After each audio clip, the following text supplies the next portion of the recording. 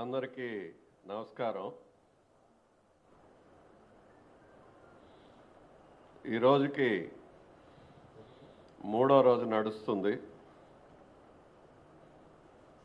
Opposition leader అయినటువంటి జగన్మోహన్ రెడ్డి గారిలో ఏమీ పరివర్తన కనపడేటటువంటి దాఖలాలు మనకి కనిపించటం లేదు. ఆయన వాడినటువంటి భాష ఏదైతే ఉందో ఆయన నైజాన్ని తెలియజేస్తుంది, అంటే మనస్తత్వాన్ని తెలియజేస్తుంది. ఈ మనస్తత్వం ఎక్కడి నుంచి వచ్చిందంటే వంశపారంపర్యంగా తాత నుంచి తండ్రి నుంచి సంక్రమిస్తుంది. ఎరుకులు తండా తగలబెట్టి మొత్తం ఆ గుడిసెలన్నీ కాల్చేసి వాళ్ళని పంపించేటటువంటి పరిస్థితి వాళ్ళ కుటుంబంలో తాతల్లో చూసాం. ఎమ్మెల్యే రాజశేఖర రెడ్డి గారు ఉండేటప్పుడు ఎమ్మెల్యేగా మరి ఆయన పరివర్తన మీద సెక్రటేరియట్లోనే కాల్పులు జరిగినటువంటి సంఘటన మనం చూసాం. దాని తర్వాత చెన్నారెడ్డి గారు ముఖ్యమంత్రిగా వచ్చిన తర్వాత ఆయన్ని డిస్ప్లేస్ చేయాలి అని చెప్పి ఆయన్ని ముఖ్యమంత్రి పదవి నుంచి దించేయాలనేటటువంటి తపంతో మరి ఆ రోజు ఓల్డ్ సిటీలో హైదరాబాద్లో ఏం జరిగింది, బుర్కాలు వేసుకొని రాయలసీమ నుంచి వచ్చినటువంటి వ్యక్తులు 350 మంది పైచిలకు మరి దమనకాండ జరుగుతూ అందులో 350 పైచిలకు చనిపోవటం జరిగింది. అధికార దాహం అనండి, భయోత్పాతం చేయడం అనండి, లేదు వంశపారంపర్యంగా వస్తుండేటటువంటి ఆ దుశ్చర్య అనేటటువంటిది ఆ వంశంలో వస్తుందా అనేటటువంటిది మనకు స్పష్టంగా మొన్న జరిగినటువంటి సంఘటన. రాజకీయాల్లో మాట్లాడేవారు అభివృద్ధి చెందిన దేశాల్లో కానీ, కమ్యూనిస్ట్ దేశాల్లో కానీ, ముస్లిం కంట్రీస్లో కానీ, లేదా అభివృద్ధి చెందుతుండేటటువంటి మన దేశం లాంటివైనా కానీ ఓ పార్టీకి నాయకత్వం వహించాలనుకునే వాళ్ళు వాడే భాష కాదు అది. ఎందుకంటే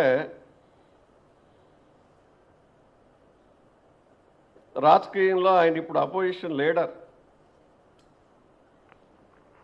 అపోజిషన్ లీడర్స్ ఎప్పుడు కూడా అధికార పక్షం చేస్తుండేవి ఏవైనా ఉంటే ఈ విధంగా చేసుంటే బాగుండేది, ఇంకా ఎక్కువ మందికి ఉపయోగపడేది, లేవు ఈ విధంగా పాలసీస్ తయారు చేస్తే ప్రజలకు ఇంకా లాభదాయకంగా ఉంటాయి, లేదు రైతుల పక్షాన్ని మాట్లాడితే రైతులకి ఈ విధంగా సబ్సిడీలో ఇంకోటో సకాలంలో విత్తనాలు ఇచ్చుంటే బాగుంటుంది,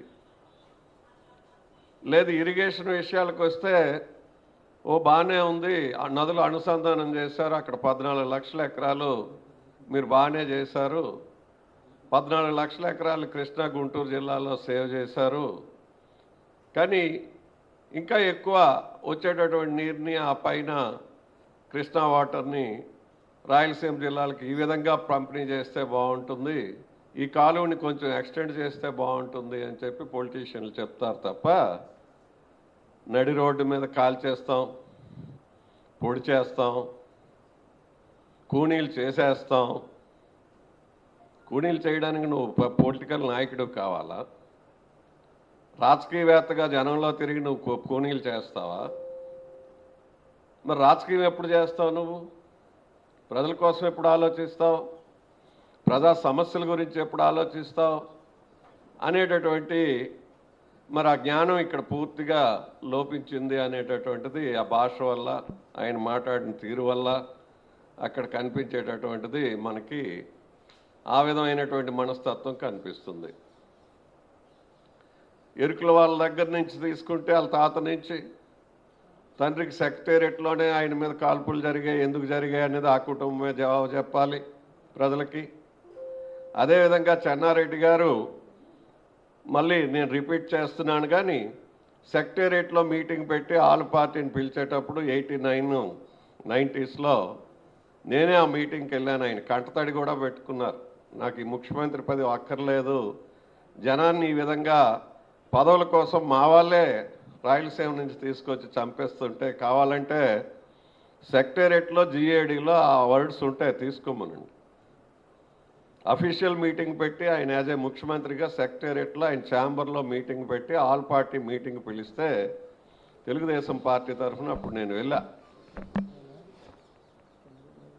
కన్నీరు పెట్టుకొని ఈ జనం చచ్చిపోయేటటువంటి రక్త మడుగులో నాకు పదవి అక్కర్లేదు, అవసరమైతే నన్ను అడిగితే నేను రిజైన్ చేసేస్తాను, కానీ ఈ విధంగా ఒక వ్యక్తిని దించడం కోసం ఇక్కడ జరుగుతుండే విషయాలు బాగులేవు అని చెప్పి కంటతడి పెట్టుకున్న పరిస్థితి చూసాం. అంటే ఒక పొలిటీషియన్గా ఎవరు ఏం మాట్లాడాలి అనేటటువంటి ఒక అవగాహన ఉండే వ్యక్తులు కాబట్టి కంటతడి పెట్టి ఆ రోజున మా పార్టీ వాళ్ళే ఇట్లా చేస్తున్నారని చెప్పినటువంటి పరిస్థితి ఆ రోజు చెన్నారెడ్డి గారి దగ్గర ఉంది. కానీ ఇక్కడ పరివర్తన లేదు. తప్పు చేసినా తప్పు చేశామనేటటువంటిది లేదు, అది రాదు కూడా. ఎందుకంటే ఈయన బ్రాటప్ ఎలా, ఎర్రగడ్డలో సూట్ కేసు బాంబు ఎవరికి, పరిటాల రవి కోసం ఆ బాంబు తయారు చేసి పోలీసు కనిపించగానే తక్కువ వయసులో తప్పునది అక్కడ పడేసి పారిపోయినటువంటి పరిస్థితి. ఓహో, ఎవరు రాజశేఖర రెడ్డి కొడుకు జగన ఈయన అనేటటువంటిది. అప్పుడు ఆ బాంబు పడేసినప్పుడు ఈయన జగన్ అనేవాడు రాజశేఖర రెడ్డికి కుమారుడు ఉన్నాడు, ఈ కుర్రాడు పరిటాల రావు మీద బాంబు తయారు చేశాడు, పోలీసు కనిపిస్తే అది అక్కడ పడేసి పారిపోయారని వచ్చింది, పత్రికల్లో వచ్చింది, అసెంబ్లీలో డిస్కషన్ వచ్చింది. ఈ విషయం మీద అలా నాన్నగారు కూడా మాట్లాడారు, మా కుటుంబం మీద కేసులా అదా ఇదా అని అసెంబ్లీలో కూడా. అంటే ఈయన బ్రాటప్ కూడా ఆ విధంగానే వచ్చింది. ఒక పార్టీకి నాయకుడు అని కానీ, రాజకీయాల్లో ఉంటున్నాం, ఒక ఎంపీ చేశామని కానీ, లేదు ఇప్పుడు అపోజిషన్ లీడర్గా ఉంటున్నాం అనేటటువంటి, ఇప్పుడు ఏదైనా మనం ఒక పొజిషన్లో కూర్చుంటాం, ఎమ్మెల్యేగానో ఎంపీగానో. ఎంపీగా ఉండాలి, పార్లమెంట్లో కూర్చోబెడతారో అందుకోసమే సీట్ కాదు. ఆ కూర్చున్న సీటుకు కూడా కొన్ని బాధ్యతలు ఉంటాయి, కొంత ప్రవర్తన ఉంటుంది. ఆ ప్రవర్తనను మనం అలవాటు చేసుకోవాలి. ఎప్పుడు 7 ఏళ్ళు 8 ఏళ్ళు అవుతుంది వాళ్ళ నాన్నగారు చనిపోయిన తర్వాత. ఇది ఎక్కడ అవగాహనకు వచ్చినట్టు కానీ, అలవాటు చేసుకోవాలని కానీ, ఎవరైనా అలవాటు చేసుకోమని చెప్తే ఆ వ్యక్తులు ఎంత దూరం వెళ్ళిపోతున్నారో అది కూడా మనం చూస్తున్నాం. ప్రవర్తన మార్చుకోండి అని చెప్పే వాళ్ళు కూడా దూరం అవుతున్నట్టుగా పార్టీలో ఉండే నాయకులు మనకి ఎక్కడో ఎయిర్పోర్ట్లోనో ట్రైన్ దగ్గర లేదా కామన్ ఇష్యూస్ దగ్గర కలిసేటప్పుడు, అసెంబ్లీలో ఉండేటప్పుడు మార్పు రాదు అనేటటువంటి పరిస్థితి కనిపిస్తుంది. అందుకోసం ఏంటంటే నువ్వు ప్రజాస్వామ్యంలో ఓట్లు అడిగే హక్కు నీకు లేదు. నీ ప్రవర్తనతో పాటు నీ నేర చరిత్ర కూడా ఉంది. సిబిఐ ఇప్పటికి 11 ఛార్జ్ షీట్లు వేసింది. మర్డర్ చేసిన ఆయన మీద ఛార్జ్ షీట్ వేస్తారు, దొంగతనం చేసిన ఆయన మీద వేస్తారు, లేదు ఇంకేదైనా క్రిమినల్ ప్రొసీజర్ కోడ్ ప్రకారం ఏవైనా చేస్తే ఛార్జ్ షీట్లు వేస్తారు. ఈయన చేసింది ఈ విధమైనటువంటి ప్రవర్తనతో పాటు ఆర్థిక నేరగాడు. వాళ్ళ నాన్నగారి నీడలో వాళ్ళకు అప్పుడు ఉండేటటువంటి ముఖ్యమంత్రి గారి నీడలో ఈయన మీద 1,00,000 కోట్లకు ఆరోపణలు ఉన్నాయి. 11 ఛార్జ్ షీట్లు పడినాయి. ఇన్ని ఛార్జ్ షీట్లు పడిన తర్వాత కూడా నీ భాషలో కానీ, మనస్తత్వంలో కానీ, నీ బాడీ లాంగ్వేజ్లో కానీ ఏమైనా మార్పు వచ్చిందా అని అంటే ఎక్కడా లేదు, సున్నా కనిపిస్తుంది. అందువల్ల ఈయన ఏ విధంగా చెప్తాడు, చెప్పినటువంటి విషయాలకు వాల్యూ ఎంత ఇవ్వాలి, ఈ సభ్య సమాజంలో ఏ విధంగా మెలగాలి, ఏ సంస్కారంతో ఉండాలి, నాగరిక ప్రపంచానికి మరి ఏ విధంగా ప్రవర్తించుకోవాలి ఈ ప్రపంచంలో అనేటటువంటి పరివర్తన కానీ, ఈ విషయాల గురించి కానీ ఎక్కడా ఆలోచించేటటువంటి దాఖలాలు లేవు. అందువల్ల ఈయన వల్ల ఇంకా చాలామంది ఐఏఎస్ ఆఫీసర్లు ఫ్యూచర్ పాడైపోయింది, హెల్త్ పాడైపోయింది, జైలు పాలైపోయారు. మనకి ఇవన్నీ సాక్ష్యాలు. ఆ వ్యక్తి ఇప్పుడు నంద్యాలకు వచ్చి ఓటు అడుగుతున్నాడు. ఓటు అడిగేటప్పుడు వాడినటువంటి భాష, బాడీ లాంగ్వేజ్, అంటే ఆయన శరీర తత్వం, ఇన్ని చూశాక ఆ పార్టీకి కానీ ఆయన వేయమన్నటువంటి అభ్యర్థికి కానీ ఓటేస్తారా ప్రజలు అనేటటువంటిది ప్రజలు ఒక ఆలోచనలో ఉండాలి.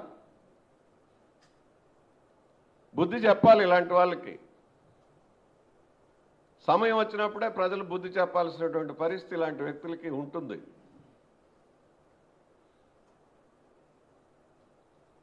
పదమూడేళ్లు ముఖ్యమంత్రిగా చేసినటువంటి వ్యక్తి మీద మాట్లాడేటప్పుడు నేను చెప్పేటటువంటి ఆ బాధ్యతలు ఏవి కూడా లేకుండా మాట్లాడేటటువంటి వ్యక్తి సామాన్య ప్రజలకి ఏ విధంగా సేవ చేస్తాడు, సామాన్య ప్రజలకి ఏ విధంగా ఉపయోగపడతాడు, ఓ పార్టీని నడిపేటటువంటి సత్తా ఉందా, ఆ మనస్తత్వం అలాంటిదా అనేటటువంటిది అక్కడ ఉండేటటువంటి వాళ్ళందరికీ సందేహాలు ఉన్నాయి. ఈ ప్రవర్తన వల్ల ప్రజలకి స్పష్టంగా కనిపిస్తుంది ఆయన మనస్తత్వం, ఆయన తాలూకా పరిస్థితి. కాబట్టి ఆయన ఓటేయమనేటటువంటి పార్టీకి, ఆయన ఓటు నడుపుతుండేటటువంటి పార్టీకి, ఆయన నిలబెట్టినటువంటి క్యాండిడేట్స్కి ఓటు వేయాలా అనేటటువంటి ఒక అనుమానం ప్రజల్లో ఉంది. మరి ఆయన ప్రవర్తన బట్టి మరి అలాంటి వ్యక్తులకి వాళ్ళు చెప్పినటువంటి వాళ్ళకి ఓటు వేసేటటువంటి పరిస్థితి రాదు. వ్యతిరేకంగా వేసి అలాంటి వాళ్ళకి బుద్ధి చెప్పాల్సినటువంటి అవసరం ఉంది అని చెప్పి మీ ద్వారా నేను ప్రజలందరికీ కూడా మనవి చేస్తూ, ఇలాంటి పరివర్తన లేనటువంటి వ్యక్తులు రాజకీయాల్లో ఉండడం, రాజకీయాలు నడుపుతుండడం, దీన్ని చూస్తే మోకరీ ఆఫ్ డెమోక్రసీ, నరమేధంతో డెమోక్రసీ ప్రజాస్వామ్యం చేయాలనేటటువంటి పద్ధతిలో ఉన్న వ్యక్తిత్వం కనిపిస్తుంది.